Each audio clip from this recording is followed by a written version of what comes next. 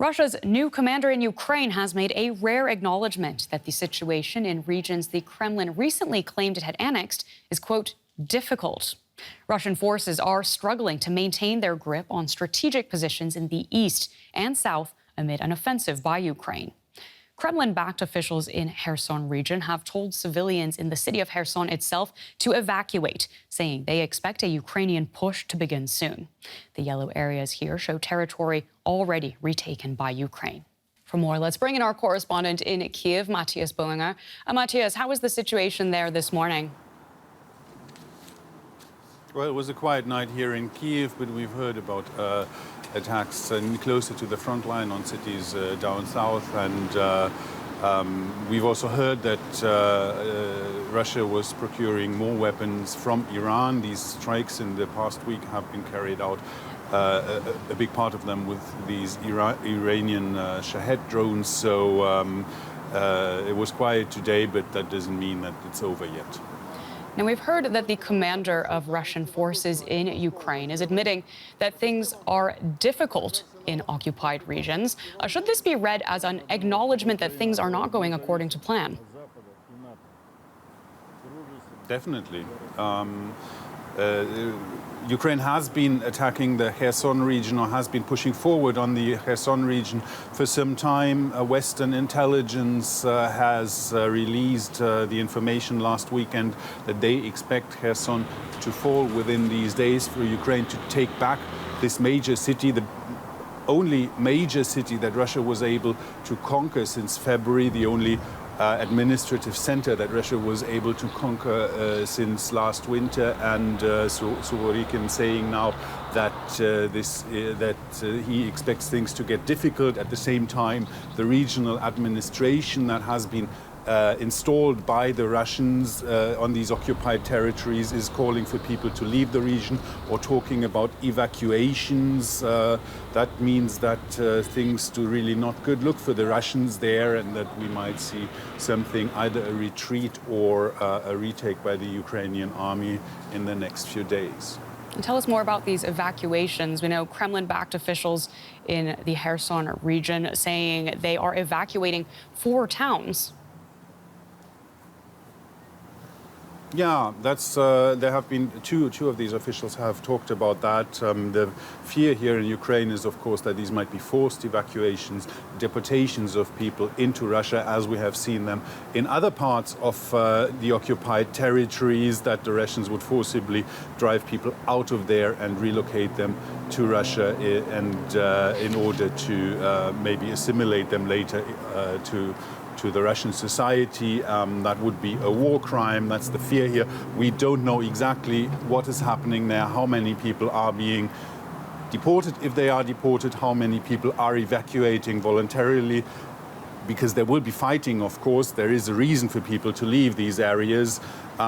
We don't have the information, but there's a lot of anxiety about these moves. DW's Matthias Boehlinger in Ukraine's capital. Thanks so much for that update. So, is it possible to end the conflict in Ukraine with Putin still in charge? DW's Sarah Kelly put that question to NATO Secretary General Jens Stoltenberg on this week's edition of Conflict Zone. Must Putin go for there to be a resolution in Ukraine? Yes or no? Again, I will not, but you will not force me to give a yes or no answer to that. What we will do is that we will respond to the actions of Russia, regardless of who is in charge there, and we will continue to call on them to end this war. It was President Putin that started this war, and it's President Putin can end this war tomorrow by withdrawing his forces. We have to remember that if President Putin and Russia stops fighting, there will be peace.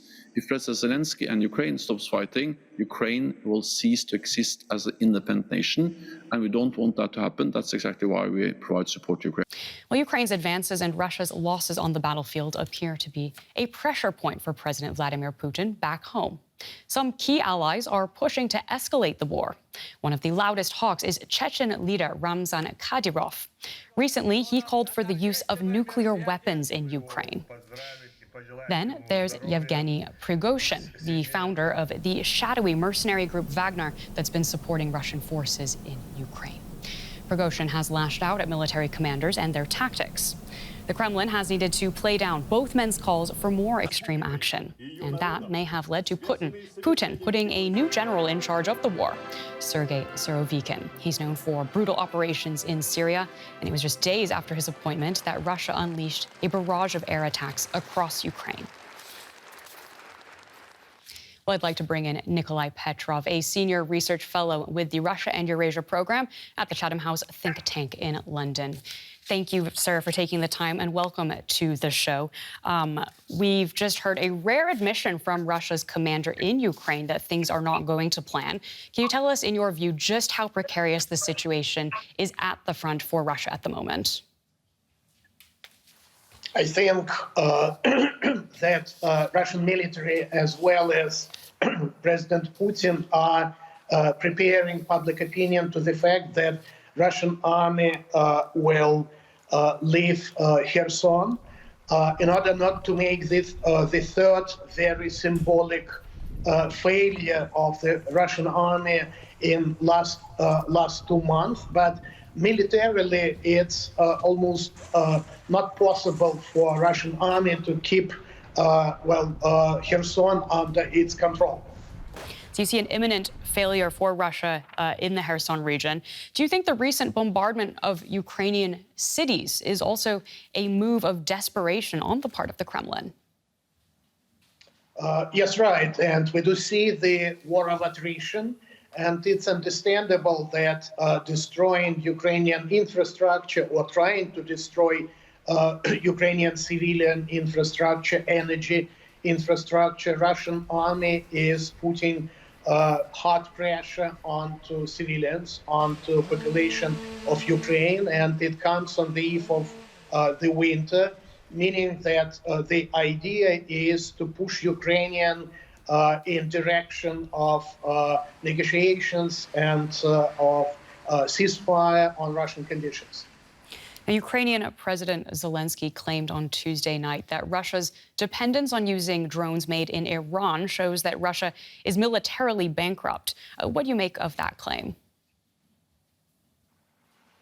I would say that if only Russia now is not totally militarily bankrupt, it's moving in this direction, and it did already use all sophisticated weapons accumulated.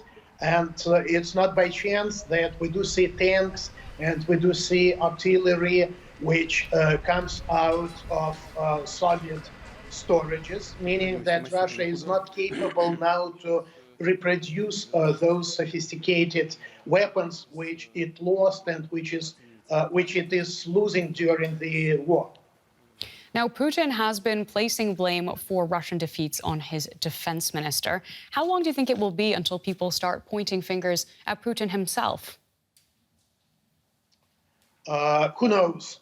Today, there is a meeting of the Security Council, and there are some rumors that large-scale replacements at the Siloviki bloc are being prepared.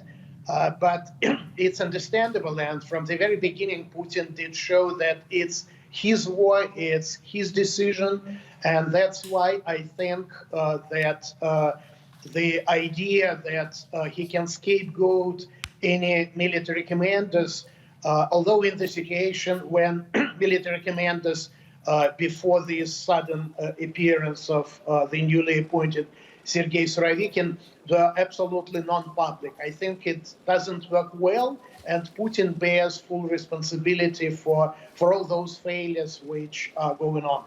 So given that assessment of Russia's military failures, at this stage, what do you believe the chances are of seeing a coup attempt in Russia?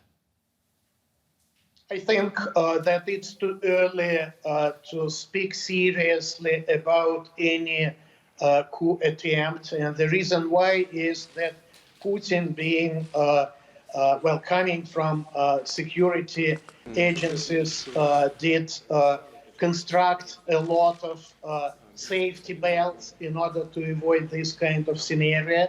Russian elite, including military, are atomized, are strongly and directly controlled by security services. So I would not wait for any coup to take part now. But who knows, public opinion is changing, and after the series of defeats and inability first to achieve any results to demonstrate, and second to formulate exactly what the real goals of the war, which did already cost a huge amount of human lives, money, and everything else to Russia, Putin will lose his popularity, and against the background of this changing public opinion, behavior of elites can change seriously. Nikolai Petrov with Chatham House in London. Thanks very much for that insightful interview. My pleasure.